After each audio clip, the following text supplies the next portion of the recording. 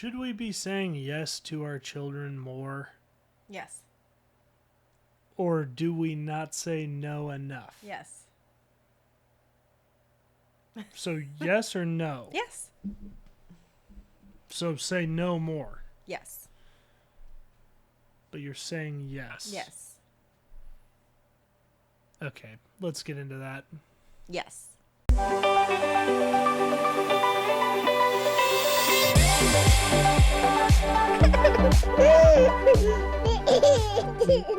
Before we jump into today's episode, we just wanted to share a few things with you. First, we'd like you to like this episode and then subscribe to our podcast. If you're doing that on YouTube, also hit the bell notification so that you know when we post anything new.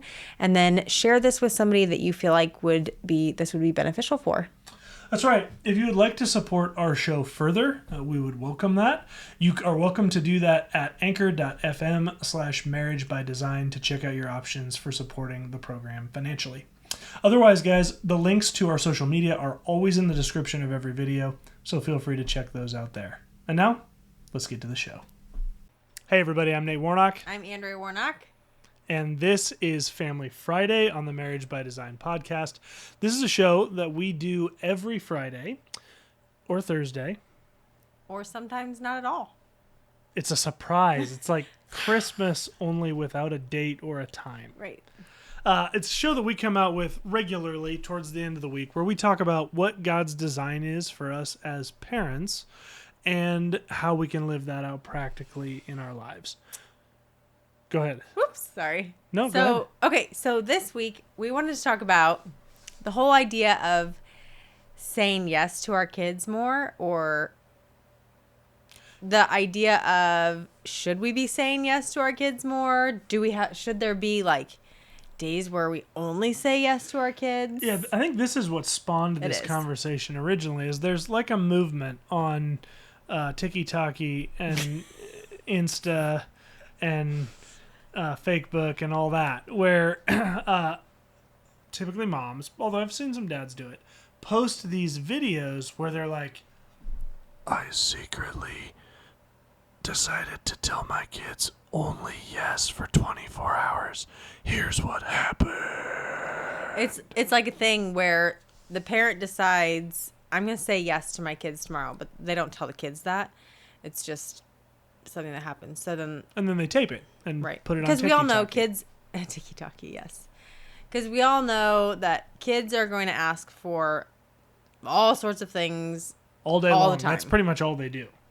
So the question, because then a number of articles came out, several of which Andrew and I've read, about psychologically, we really should be, it's really important for our kids psychologically that we say yes to them a lot more often than we say no. Because otherwise it trains our kids that the world around them just wants to shoot them down or whatever. And we're really not here. I'm really not here to make fun of the psychological part of this, because it's a question we started asking ourselves is this a thing? And for a while, you and I sort of disagreed about this.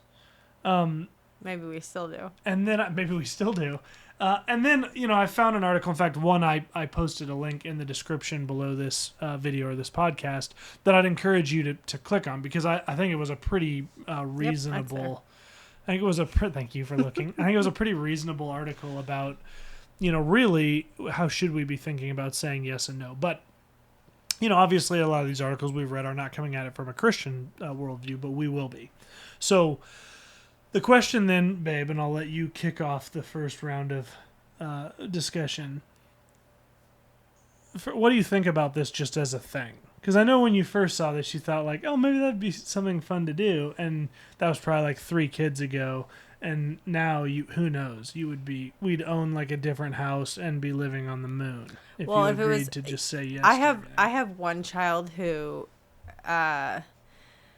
asks for a lot of things. I don't know if we're thinking about the same child, but this child is constantly asking for things. And if I were to say yes to this child, we'd be in $20,000 of debt after the first day, after maybe the first 2 hours. Yeah, that's funny. So Yeah, I so naturally as parents, we of course cannot say yes all the time to our children. We shouldn't say yes all the time to our children. Why is that? Well, there's this whole thing of like, their safety and security. Sure. So yeah, and I think we can let's set some ground rules here that we're not talking about, mommy, can I touch the hot stove? Sure. Like, we're obviously we're not talking about things like that. We're talking about all the like, can I have gum? Mom, I spit out my gum. Can I have another piece of gum? Mom, I don't want this Can gum I have anymore. this Can I have a piece of candy? toy? Can I have this toy? Can we go to the store? Go Can we buy go to, this? Can we Can go to I Hobby eat Lobby? cookies for breakfast? Right. All the stuff, Right. Yeah. Right. So, what was the question? No, that you Like a goldfish I interrupted memory. you. No. That was my fault. You said, of course we can't say yes to our kids all the time, and you're talking about safety and things like that. Yeah. So, the heart is deceptively wicked.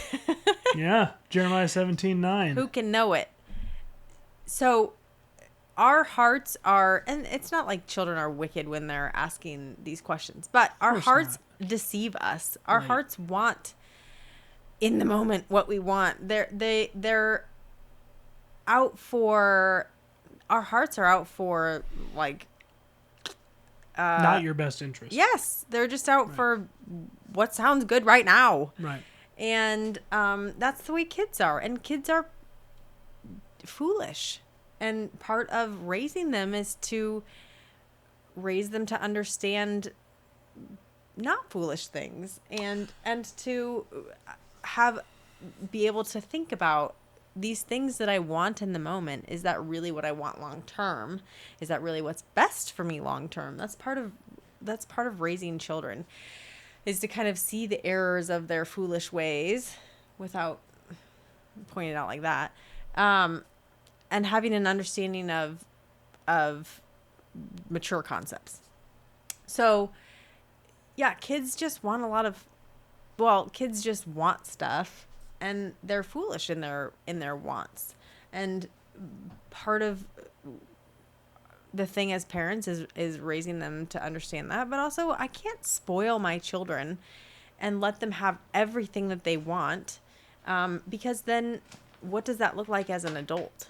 What is that? So when they become an adult, then they expect to get everything that they want in the moment. Will they work hard because they just expect everything to be given to them? Probably not. So there's definitely a huge piece of raising kids of like, I can't give you everything that you want right now because it's not for your good. And then can we understand more about the Lord and why he doesn't give us everything that we ask for? Because he sees the bigger picture. Great, babe. It's not Really for good. your good. And as a parent, if you're a parent, I want to give them almost everything that they're asking for. I do. In the natural me, yeah, I'd love every time we went to the store and they're like, Mom, can I have that truck? And can I have this cereal? And can I have this whatever, to be able to say, sure, yeah, no holds bar every day. I'd love to give you everything that you want. Number one, because I'd love to have just to have the finances to give you everything you want, but I'd love for you to have everything you want and still turn out to be good people. But that's probably not going to happen. Right. Yeah, that's right. Chapter 6 of Deuteronomy, the Lord says through Moses, "You shall love the Lord your God with all your heart and with all your soul and with all your might.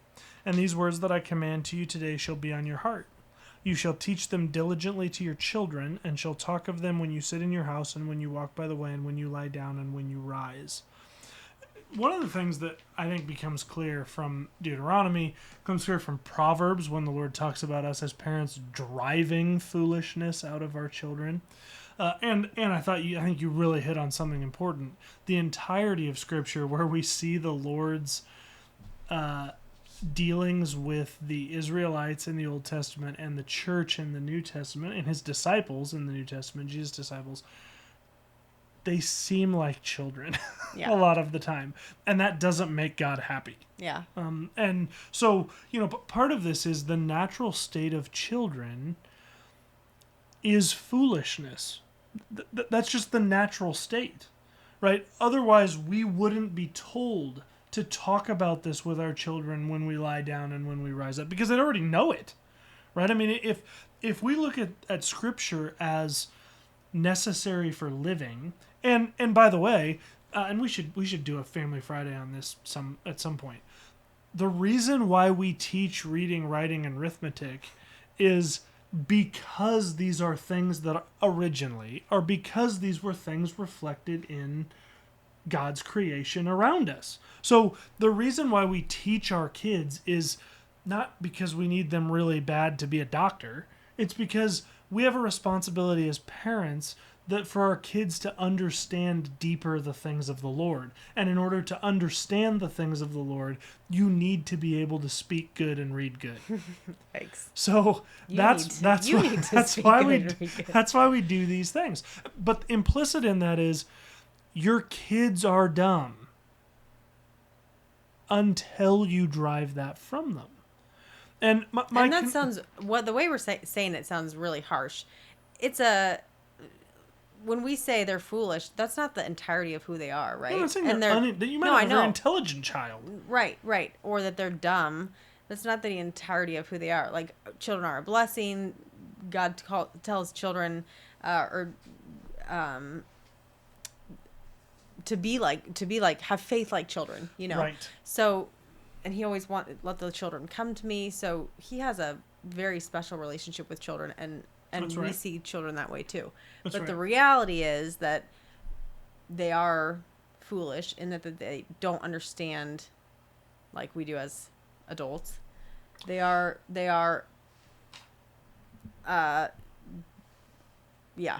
Right, and the point is, and the reason why I even say that is, the point is in the context of what we're talking about today, which is this whole, should we be saying yes more to our children?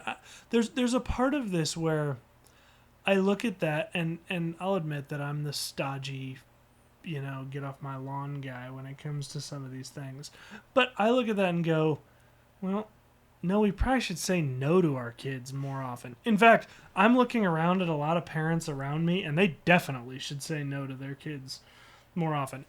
Not because, yes is a bad word or we should be crushing our children's dreams, but because our children need to understand you are foolish. And one of the ways why we say that without saying, "Hey Johnny, you're an idiot," is by saying, "No, you can't put your hand on the stove.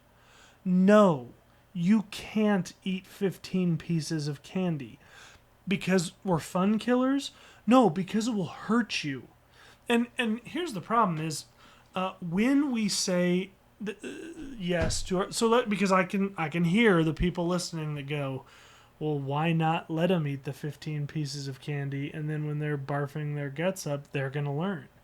Let me ask you if you want your child to live their life that way. Because someday they're going to get married. And hopefully, as a loving parent, you're going to say, okay, now you need to be careful with your wife's heart, and you need to guard yourself against other women, because it will only take one time of her catching you looking at porn or catching you texting inappropriately with another woman, and you're going to destroy her heart.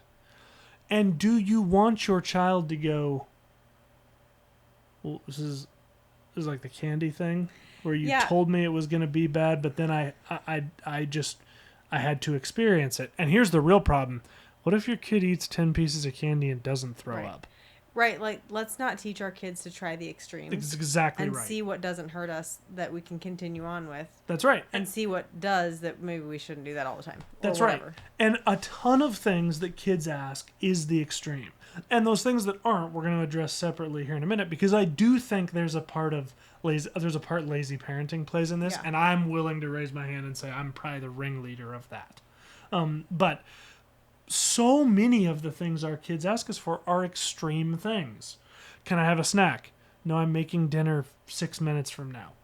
So can I have a snack then? Or no, you can't, because I'm going out of my way to prepare good, wholesome food for you. You're not going to eat junk right before we eat dinner together, right? I mean, these are extreme things, a lot of the things that our kids ask for. And it gets worse as they get older, right? Can I go hang out at this party? Well, what are they going to be doing there? Well, I don't know. We're just going to be hanging out till 3 a.m. No, you can't. No. Mm-hmm. Because you as an adult understand the kinds of things that probably you and definitely I got up to at 1 to 3 o'clock in the morning just hanging out at a friend's house. Yeah, right. I mean, in quotes is for those listening. Right. So, these are the things where, as parents, we have to have discernment to recognize, okay, what things are extreme things, and we need to be okay saying no to those things. For me, there are 2 reasons why, and feel free to add in if you have some others, but 2 reasons why parents don't kind of follow through with this. And I guess one is a justification for saying yes, and that's that you don't want to have the fight. Because oftentimes when we say no, that's followed by weeping and gnashing of teeth with our younger children, and the cold shoulder and arguing and whatever from the older children. And again, when they do that, I think it's a good opportunity for you to lovingly say, this is the kind of foolishness that I'm trying to help you to overcome as my child. Mm-hmm. Because when the Lord says no, it doesn't matter if we lay down on the ground and start kicking our legs around in a full circle like a psycho. The answer's no. And the times in the Bible when God changed his mind because people threw a tantrum never turned out well.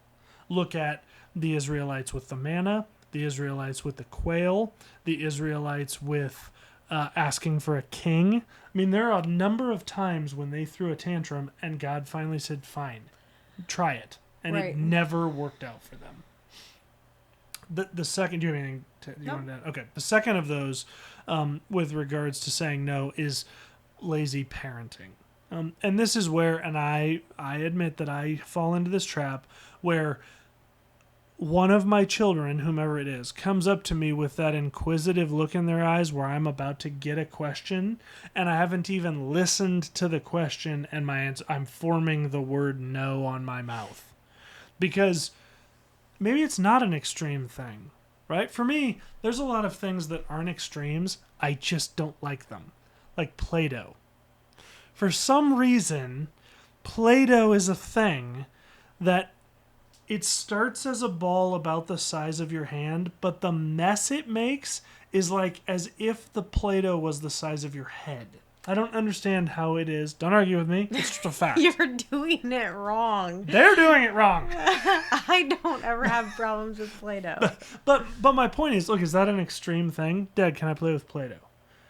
No, it's not. It's just me being lazy because I don't want to deal with getting it out and cleaning it up and doing all of the stuff. And look, sometimes, if we're going to eat in 10 minutes or whatever, or leave or whatever, then the timing is just not right. But then we should be saying that. Yeah, right? I think that's an important part of no, is that I try to give my kids, and this is the hard part, is I think that, so when I tell my kids no, I try to give them a reason why. And I remember growing up, my parents would say, just because, and we've had conversations as an adult about this, and I hated it, and I promised I would never do that with my kids. Well, I do sometimes. Liar.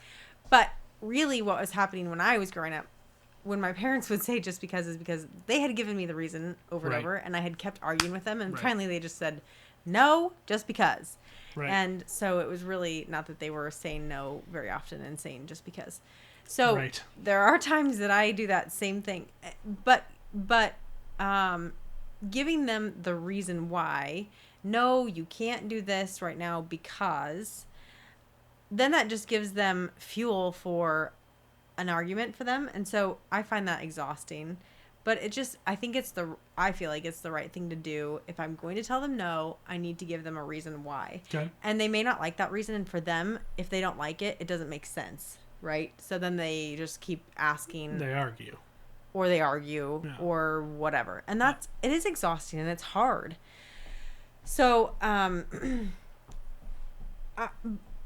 But I think as a parent too, it's important to try to say yes when you can. I agree. And when you're not spoiling the child, spoiling them sometimes is great. You should spoil your child sometimes. Excuse me. You should surprise them with your yeses sometimes. Maybe you don't just. No, I do. No, I think that's good. Yeah, okay.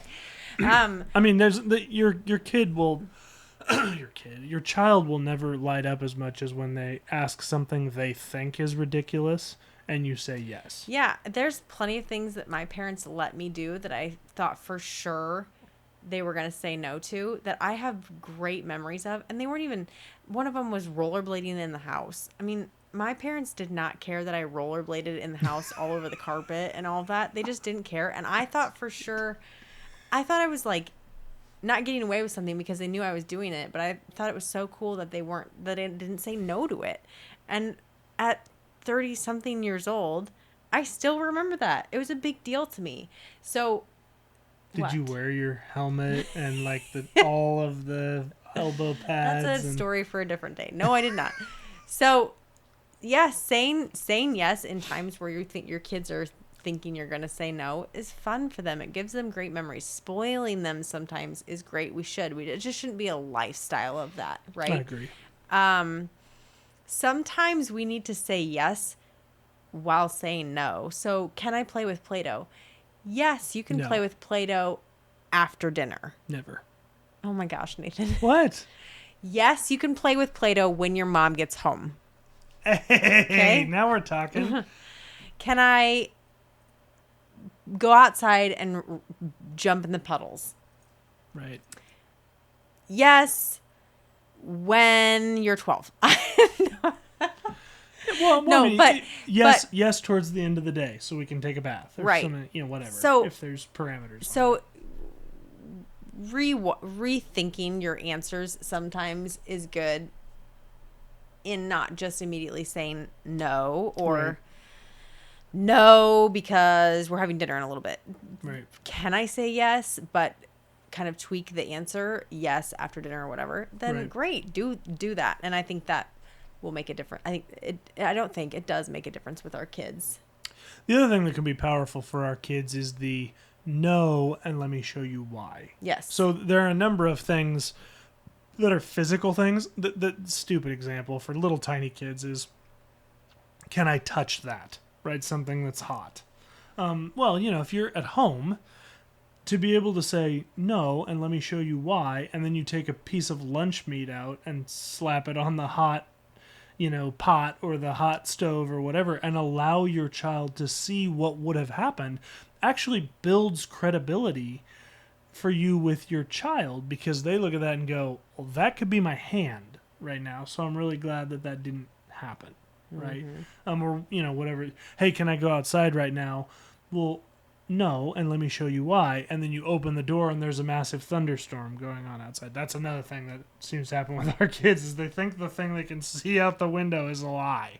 And once they walk out there, it's going to be a completely different thing. Wouldn't that be great? But that can be just a powerful tool for you to throw in. There's no, let me show you why, or certainly, no, and allow me to tell you why if it's something that can't be shown immediately. So there was something that happened today that one of my kids asked, and it was going to mean a lot of extra work on my part. It was Play-Doh, wasn't it? No, it was not Play-Doh. Oh my gosh. But I said to this child, this that you're asking is a lot of extra work, and here's the work that goes into that. So if we're going to do that, I need your help then. That's good. And so putting some of the responsibility or some of the work on the kids when they're asking for something that you might want to say no to might be really helpful, and give them, then they're responsible for the answer, right? If then they're not going to help you, or they don't follow through with their help, then it just isn't going to happen. If my kids in the winter want to go outside, maybe I have 3 kids in the winter who want to go outside in the snow. That's a lot of work to get them all bundled up. One of them can do himself, but all my other kids are going to need help getting bundled up and getting their boots and snow gear on. But if I tell my older two, hey, you need to do as much as, well, Jackson can do it all by himself, but you need to do as much of your own as you can, and then I'll help you with the rest, and then you need to help me get shoes on Lincoln and hats on and all of that. Then that's more manageable than when really I would like to say no, because I just don't have 30 minutes to dress you all for you to be outside for 5 minutes and come back in. Right. Yeah, that's right. It's good. It's good. What else, baby? Yeah, I think, yeah, if you want to have a yes day, great. Better not have Play-Doh. Oh my gosh, you're just on a roll with Play-Doh today. If you want to have a yes day, great.